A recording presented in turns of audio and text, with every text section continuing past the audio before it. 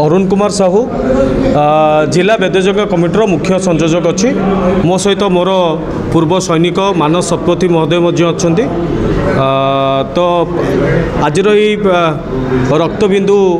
संग्रह कार्यक्रम रक्त विहुने न जाऊ जीवनर जो अर्थ जो परिप्रकाश घटी सुभाष चंद्र बोसकर जन्म जयंती प्रतिटी घरे सुभाष चंद्र वार्ता पहुँचू रक्त दिय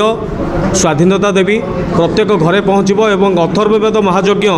जो ढेंकानाल अनुष्ठित होची द्वितीय राज्यर अथर्ववेद महायज्ञ ए अथर्ववेद महायज्ञ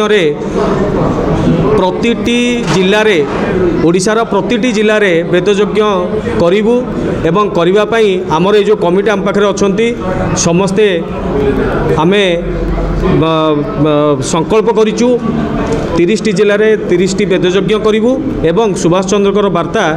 घरे घरे पहुँचबू रक्त दियो स्वाधीनता दबू। संस्कृति कला परिषद राज्य अध्यक्ष दायित्व अच्छे ओडिशा आज सुभाष चंद्र बोसଙ୍କର नेताजी सुभाष चंद्र बोसଙ୍କର 128तम जयंती अवसर में आम संस्कृति कला परिषद ओडिशा पंचसखा समाज सेवा प्रतिष्ठान उत्कल सेवा निवृत्त सेनानी एसोसिएशन और अखिल भारतीय पूर्व सैनिक सेवा परिषद एवं समस्त आम मिलित आनुकूल्य आज 128तम सुभाष बोसଙ୍କର जन्म जयंती अवसर में पालन करूँ रक्तदान शिविर आमर मौलिक लक्ष्य है नेताजी सुभाष चंद्र बोसଙ୍କର जो आदर्श जो बाणी जो देशपाई त्याग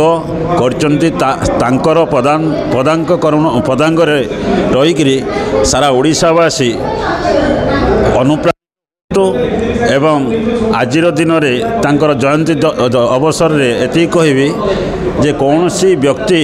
रक्त पाई जीवन न जाऊ तेणु आजिर आयोजन रक्तदान शिविर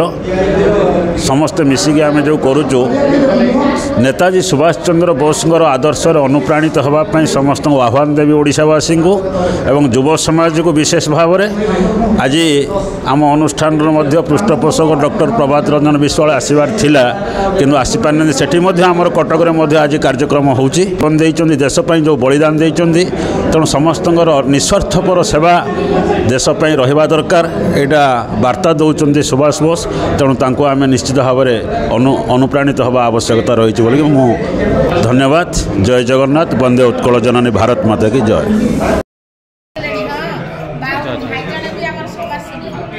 कौन नाटा उतर कहली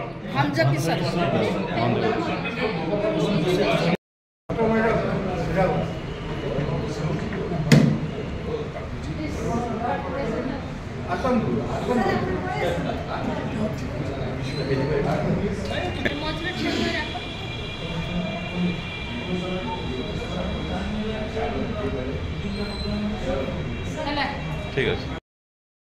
जिले में वेदयज्ञ करी सुभाष चंद्र जो वार्ता रही प्रचार करूँ घरे घरे